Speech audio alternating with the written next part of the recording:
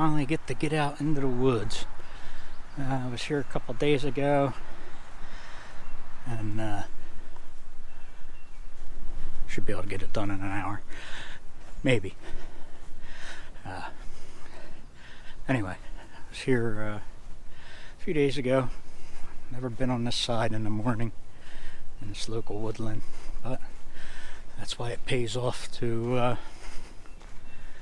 visit same place multiple times, different times a year. Actually seen a few color pictures I want to take. We'll do them first before it gets too windy. Had to be morning light. This first one, I'll show you what I'm thinking. You won't see the actual picture. Not sure if I want to develop myself or send them out, but I think it'll only work in the morning light and this early spring when the trees have a lot less leaves on them. Once they're full of leaves, it just kind of loses what I was looking at. Second color shot, I'm actually going to do two black and white there, one plain and one with a red filter. I'll explain why when I'm there, but it looked nice on the phone in color, and it kind of just looked on the phone in black and white. So, but that's why I wanted to try the red filter. Alright, almost there. Let me find my subject, and I'll turn you back on when I'm getting ready. Alright, interesting enough, I can't find the scene I was looking at the other day. That's what I get for not marking it on photo pills. Or the leaves grew that much in 2 days that it changed the look. It happens. The other scene really can't change that much, along with another one that I want to shoot. So, and the other one I seen in light about an hour from now, so got time. Alright, let's go to the second location.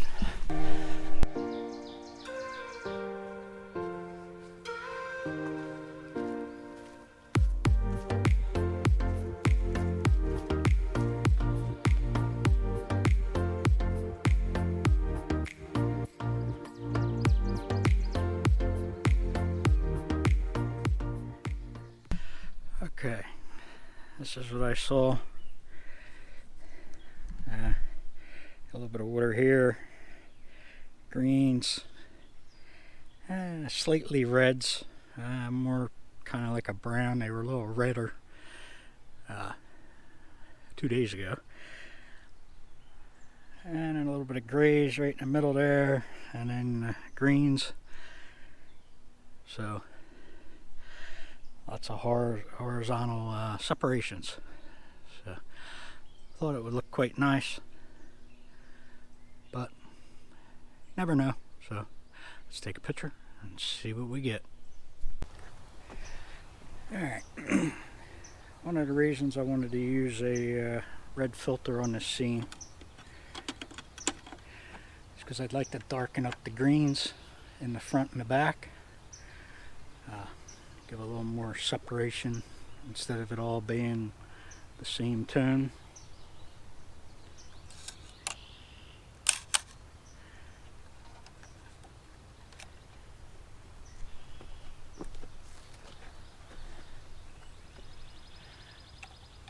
So that's the theory anyway. Whether it works or not remains to be seen. Alright, let me move you guys out of the way so I can compose. Alright, looks like we got anywhere from EV 13.9 down to 9.5. So if I go EV 11.5, 11.5, It's like 2.5 stops above zone 5, which is 7.5, so that's well within detail limits. And that's two stops lower for the shadows, so that's zone 3. We should be good. Alright, we'll do that. We have F32 on the Ektar. Yeah. About 1/3 of a second.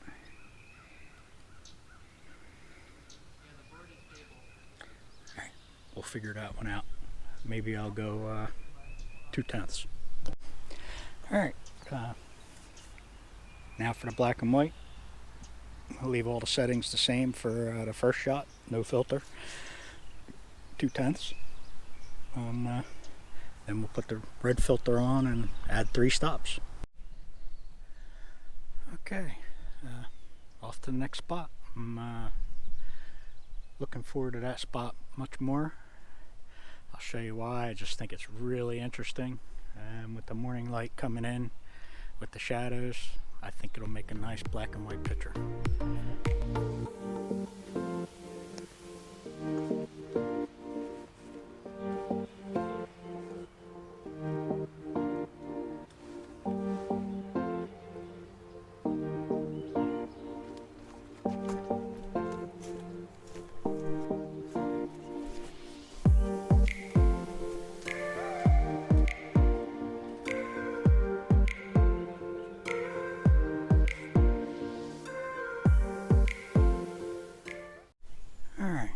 This pathway caught my eye the last time, here a couple days ago, but it changed. Can't find the spot I was looking at, so I'm actually facing the opposite direction as the last time I saw. But what catches my eye is all the roots along the path. I swore there was a section that had roots all the way down, and you can see them real good because the sun was casting a bright spot and a shadow on each root. But this looks kind of promising, so we'll see what turns out. Alright, let's stick you under the hood and show you what I'm looking at. What I did, centered that tree. That just happened to turn out center with this tree on the side, this tree on this side, and then the path just kind of winds through. That's the composition. So I'll stop down and take the shot. Well, negatives are done drying. I have high hopes for this one.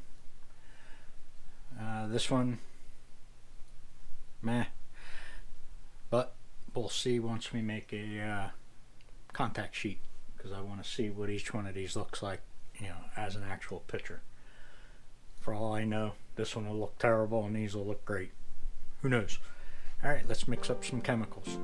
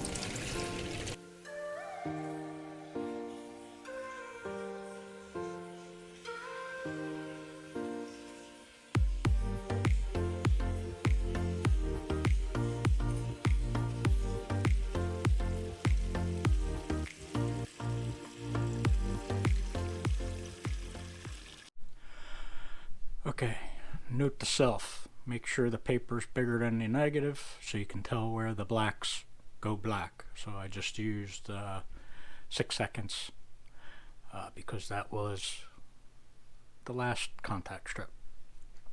Seemed to work. Alright.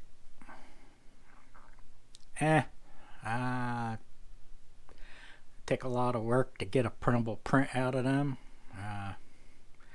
Either split contrast. This is pretty good. This is a little dark. I'm thinking this is the red filter because it was a longer exposure. But then the trees are darker up there, which makes me think that's the red filter. Don't know. I do like this one though. I just liked all the shadows, all the roots, the path. So we're going to print this one. If it looks good on 8x10, maybe I'll do 11x14 and switch out the trees. Alright, let's get her in the negative carrier and make a print.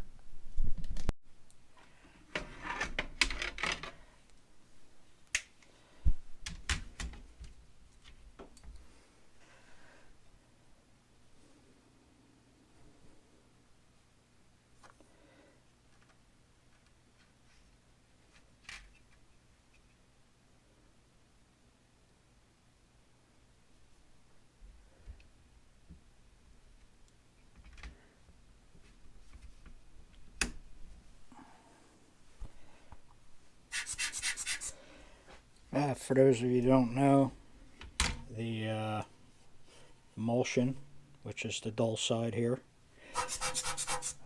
faces the emulsion of the paper.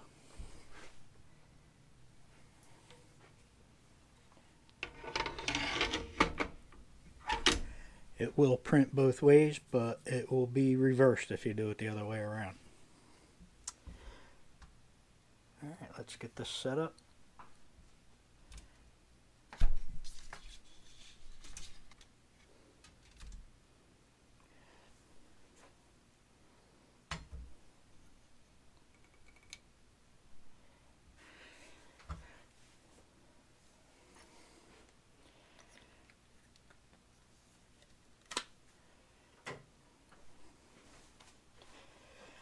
This enlarger is much easier for me to focus due to knob location. The knob's down here, and on the durst it's way up here. And because of arthritis in my shoulders, it's very hard to reach up above my head while I'm have my eye on the focuser. Alright, let's do a test strip and see what we get. Okay, test strip. Got 3, 6, 9, and so forth. I think I'm going to go for a 9, but I have a feeling I'm going to do a little split contrasting. We'll see how much detail is in the tree. The sun was shining through there pretty good. Once I get everything locked down, I'm also going to do a print on warm tone and satin because I want to see what those papers do or react to landscape photos, just so I know. Alright, let's make a full print, 9 seconds.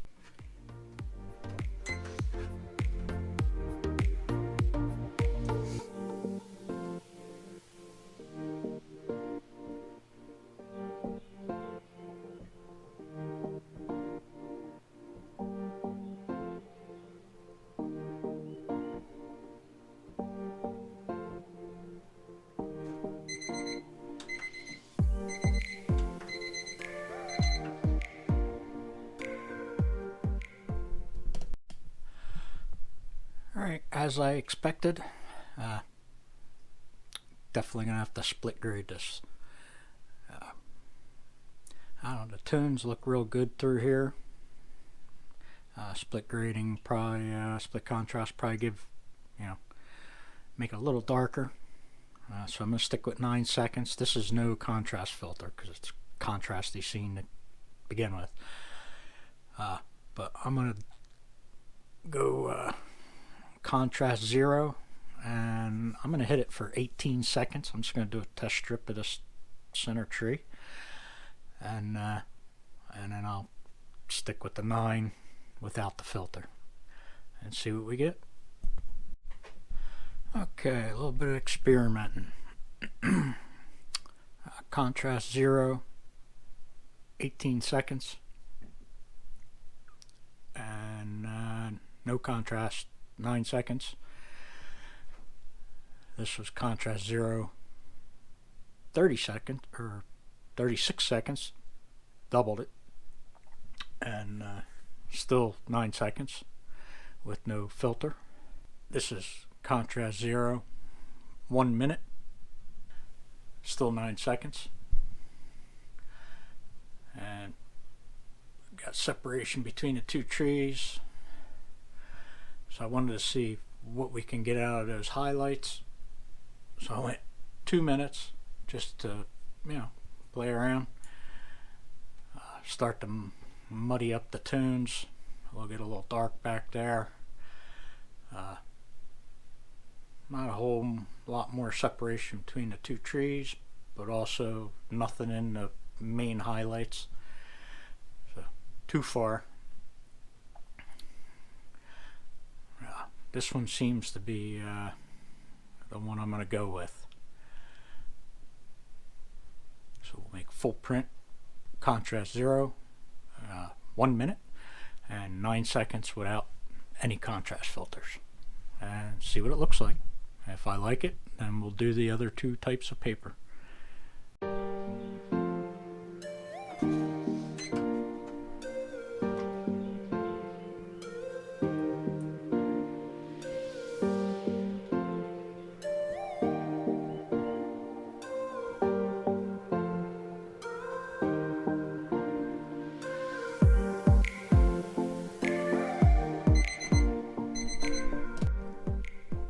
Alright, there's the print. Quite happy with it. These are the only 2 birch trees there, so they're front and center. You have all the roots coming your way, so you can follow them to the tree, and then you can also follow the path, to check out the rest of the scene. So this was the split contrast, and that was the first one, just straight up print. So you can see the importance of the contrast filters. Okay, I'm going to do a warm tone print and a satin paper print, because I just want to see what they look like on those 2 different types of paper. Okay, let's get printing.